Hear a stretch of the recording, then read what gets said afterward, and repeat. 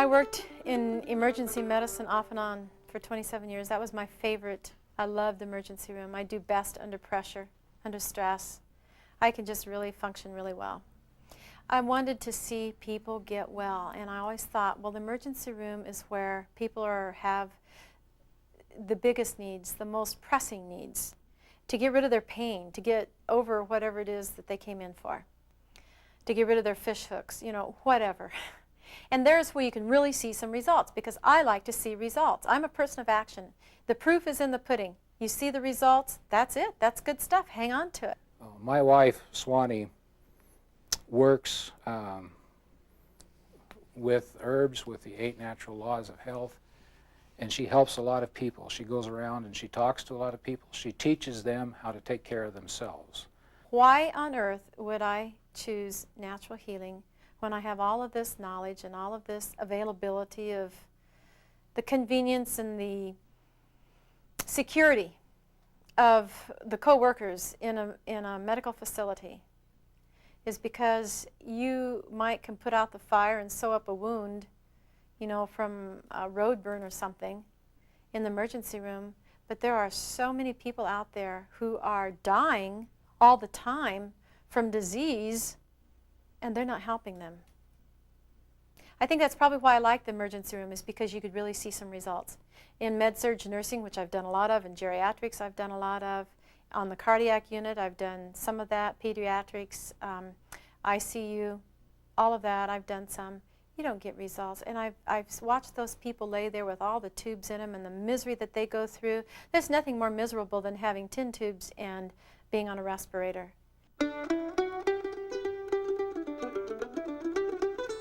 Boris is a man that I had met not very long before he had a heart attack. And his wife and I had been very much conversing about health and health principles, because I had just discovered Dr. Schulze and Sam Biser's videos, and I was sharing with her, and she was all excited about that. I am very thankful that somebody put time and effort to study how those natural tinctures work and how it cooperates with the body to help people. That's alternative. That is the answer. And she was telling me some of his troubles, and I knew that he'd had a previous heart attack. And so I was telling them about hawthorn and cayenne. Where I live, you know, I'm out in the outskirts of town, and so it's take me to get to the hospital about almost half hour. So, you know, in a half-hour time, you can be dead. Then one morning early, about 8 o'clock in the morning, I get a call from her, and she says, my husband is telling me that he's not had a very good night, and that he's right now got a lot of pain in his chest and his left arm, and his face is white, and she was really concerned. What do I do? And so I was telling her, give him some hawthorn, give him some cayenne right away, and keep it going. When you have perspiration and you have pain, it is matter of 2 minutes. When you're taking the hawthorn berry and cayenne, it works, and pain is gone. I even doesn't talk anymore to my wife about it. When I have problem and that I have pain, I go and take the cayenne, and I take the hawthorn berry, and it's gone. And so it's no big deal. And then it took him, I gave him some follow-up instructions, and that was, of course, hawthorn cayenne. And the diet changes. Actually, he had a fairly good diet, but there were a few things that he could do differently. It is working. I'm a living testimony. It's working.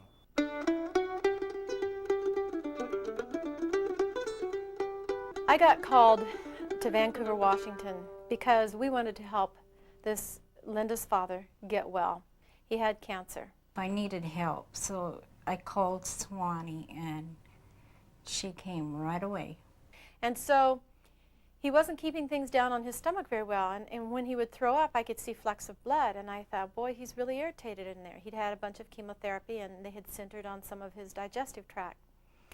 And he just did not like to take cayenne, and I was trying to get the cayenne down him. Doctors had given up on him. They told him that his cancer was clear through his body, but they couldn't pinpoint where. Immediately, his lungs began to fill up. He was starting into a real severe respiratory buildup of fluid that you could hear his breathing audibly, and it took about 5 minutes, and it really built up bad, so bad he raised up in the tub and says, I can't lay down. And I said, you know, we can really give you some help with your breathing if you'll just take some more herb tea. In about 5 minutes, he said, oh, all right, give it to me.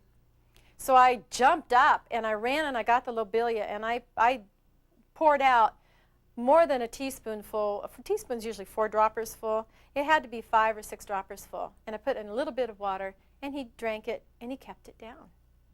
And I laid there, and I go, well, I wonder what's going to happen.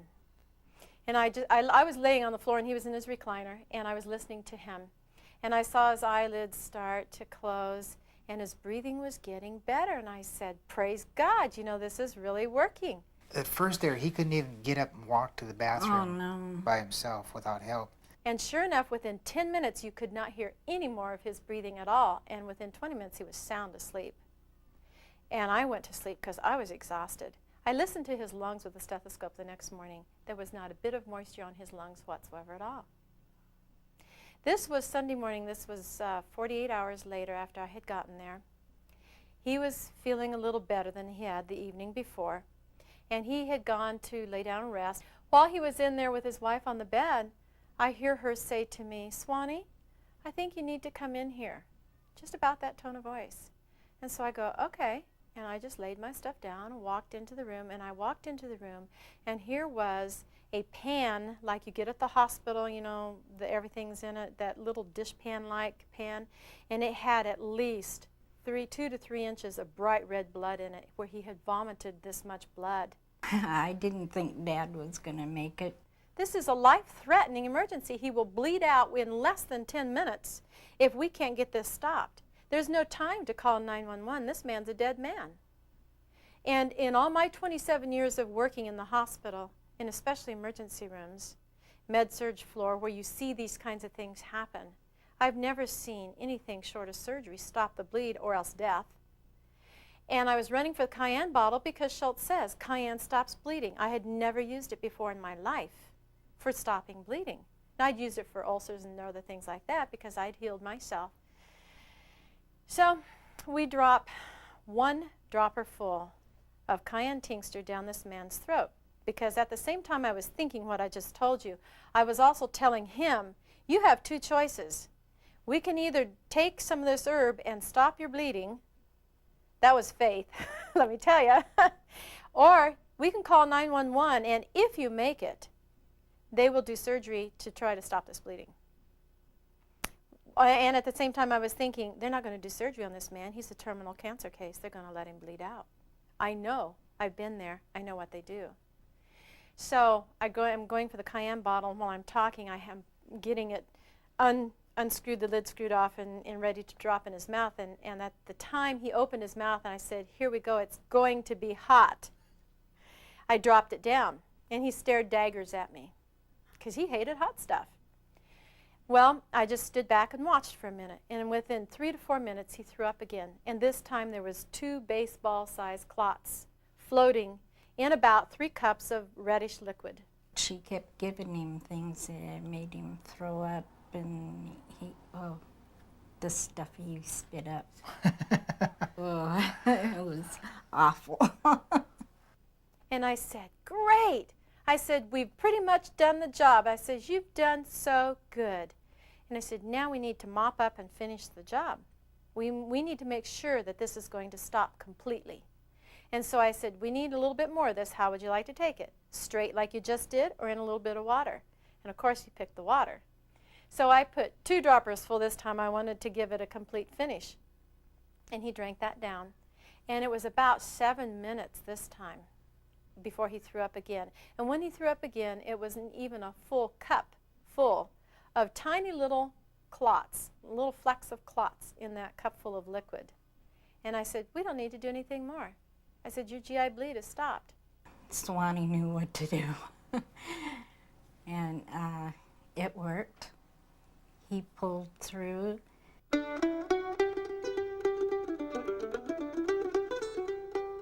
little later, she and her husband told me about her heart problem and how she was on some heart medications. They took her to the hospital then and gave her medication to take the fluid off of her lungs and said there's nothing more they could do for her there. The blockage was 90% in 3 arteries and 30% in one, and it's diffused blockage where there was blocked all the way down the artery and there's no place to bypass to. So they gave her some medication and sent her home and hoped for the best. But of course, with 3 vessels plugged, right away the medical mindset is this patient's going to die. We can't do anything for him. The TMR was very experimental. They didn't know how long-term it was. They figured maybe 6 months. Well, she'd gone 2 years. Well, in their mind, they go ahead and put her on all these medications because they know she's going to die. They don't think she's got past 6 months to live. And what people don't know is how doctors think. And doctors don't know natural healing. They don't realize that you can reverse this and get well. And so they put you on these lethal medications, essentially, thinking that it's going to buy you time and quality while you have time left, because they don't know natural healing. And so then the next thing I know is she's calling me with, I've got this pain in my chest and I can't breathe and I've got this heaviness on my chest. And this was a call, again, at 1:30 in the morning, woke me up and wanted to know what to do. They didn't want to go into the hospital. They didn't want to do any more drugs. And so we went through the whole scenario of relief, and I sat there for probably an hour and a half, walked them through this over the phone of putting the cayenne on the chest, as well as taking it, as well as taking the hawthorn, and eventually she got tremendous relief from that.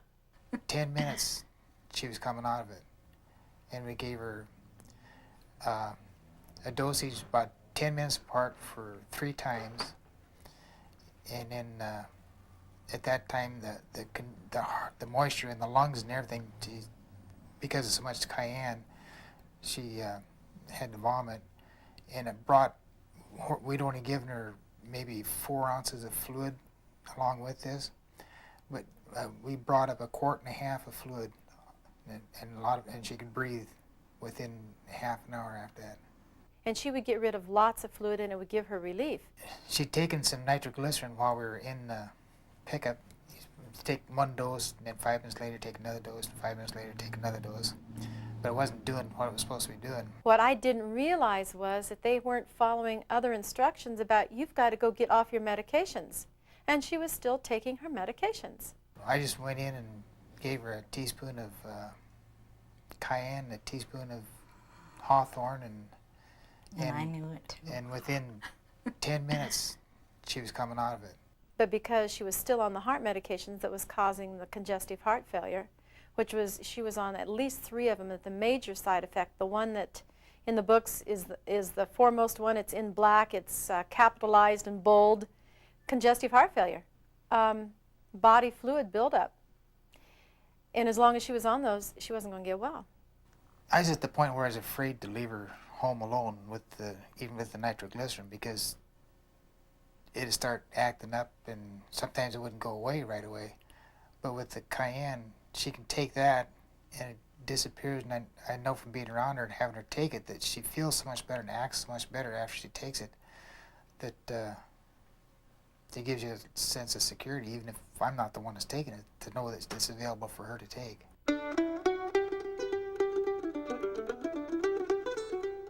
Well, my title and what I'm responsible for right now, I'm a director of nurses. I've been in nursing one way or another for 30 years. And my whole system crashed. And my diabetes went totally out of control to the point where I almost died from the side effects of it. Without herbs, I think I would have. And that involved the heart.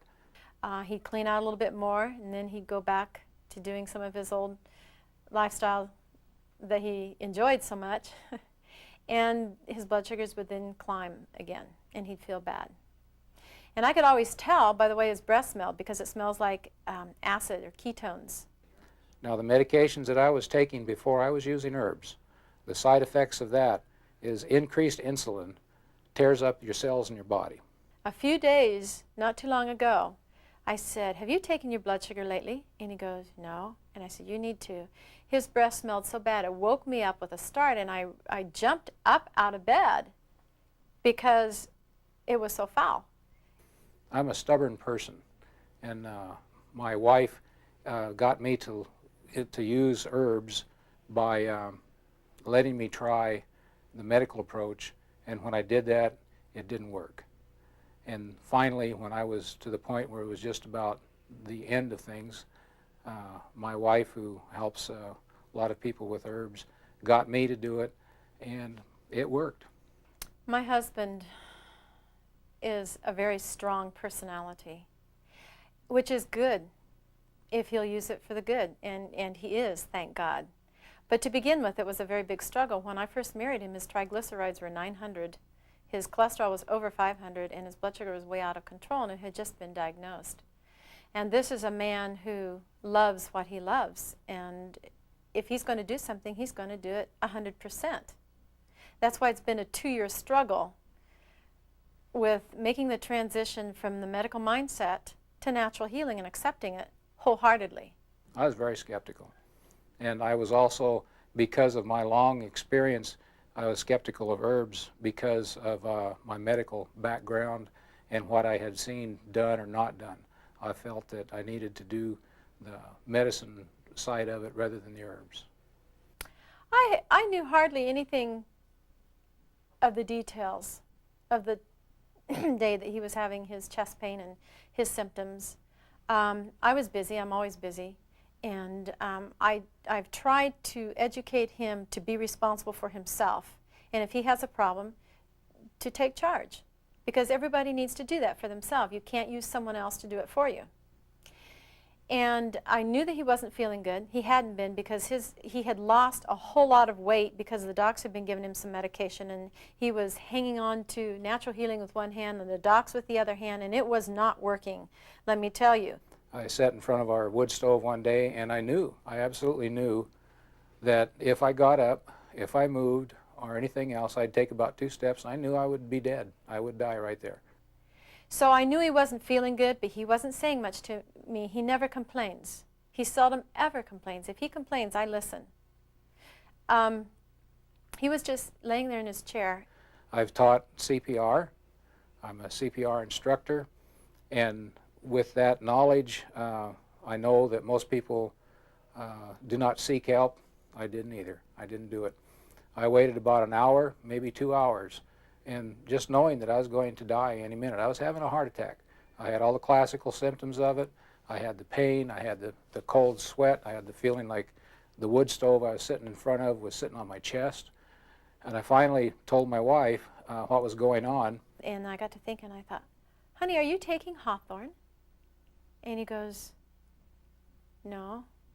And I said, well, if your heart hurts, you need to take hawthorn just to protect it, if nothing else. And it should take, any pain away that you have. And I said, and how about some cayenne? Cayenne would really help to get rid of the pain. And she went and brought me, I think it was about an ounce of hawthorn, and gave it to me, tincture. I took that, and my heart started feeling better, well, immediately. And in an hour, it was feeling better, but it wasn't right. And then she brought me cayenne, and that did the trick. That straightened me up. Later, he told me, maybe 3 or 4 hours after we first started with the cayenne and the hawthorn, it was like he was a totally different person. He could breathe now. He was more relaxed, and he got up and did a few things and laid back. He's pretty tough, you don't put him down easy. He says, he says, I think I had a heart attack. And I'm still going, yeah, sure. He said, but the cayenne and the hawthorn took all the pain away. It was a little while later, a couple of weeks, that my wife told me about taking cayenne every day, taking 3 spoonfuls of cayenne a day to help my heart. Well, she meant teaspoons. I didn't realize that. I got these great big spoons like you use to dip out a salad. I took 3 of those, and I put them in tomato juice, and I drank it. And I like hot stuff, so it didn't bother me going down. And I took this stuff. Didn't kill me or anything like that, but I thought I really didn't want to bring that back up. And so I kept it down. That felt like, if you've ever had anything like a car that all of a sudden the carburetor started working and it just picked up speed and started going, I felt my heart right then. It was like somebody kicked it in gear, and it just started working the way it was supposed to. My blood pressure came down, everything was going good, and it's still going good. When I've talked with people who are skeptical about using herbs, and they know me, and if they ask me does this really work, what I respond to them is, first off, I'm alive. And they look at me, and then I get to tell my story. I get to tell them about sitting there knowing I was going to die.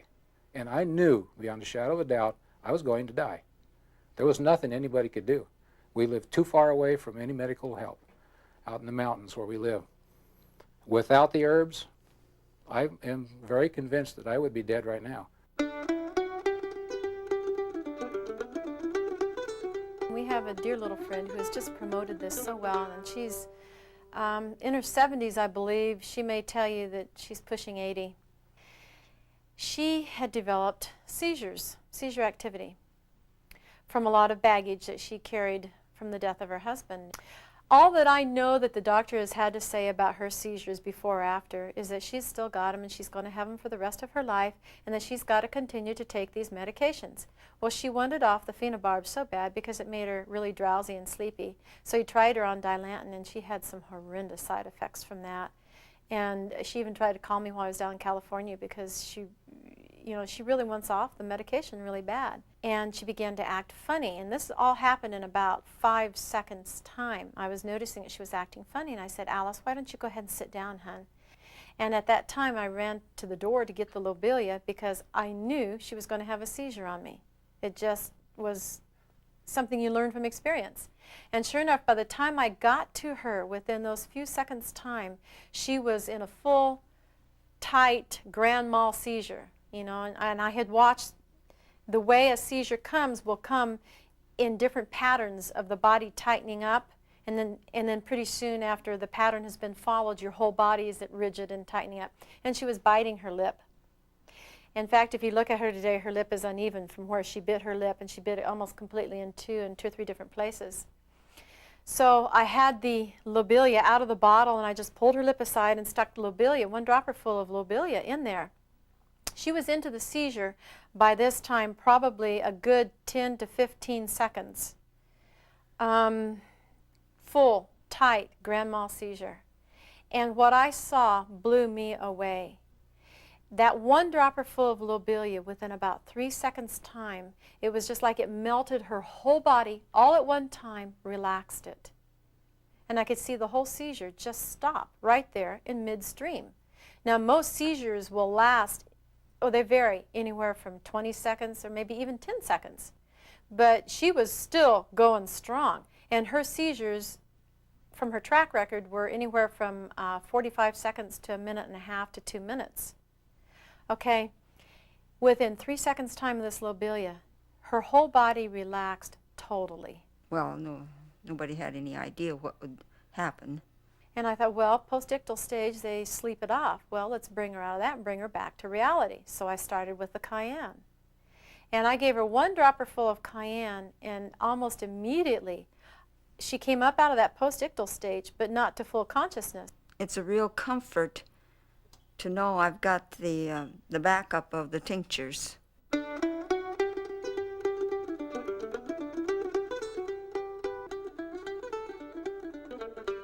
And I can't tell you how many times people have come to me and said, I paid, over $1,000, and I got a few medications, I had a few minutes with the doctor, and they didn't work. The cost, as far as the herbal preparations, you can order, as my wife reminded me, you can order lobelia, $8 for a pound. I think that side effects of medications are a bigger problem than the original problem itself. For me, the side effects of cayenne and hawthorn berry are life. The proof is in the pudding. What you see is what's real. I've had so many doctors tell me, well, it's not backed up by scientific research, so I am really a little hesitant about, believing this. And I said, well, when you see a full-blown GI bleed stop right in front of your eyes by using cayenne pepper, does that make you a believer?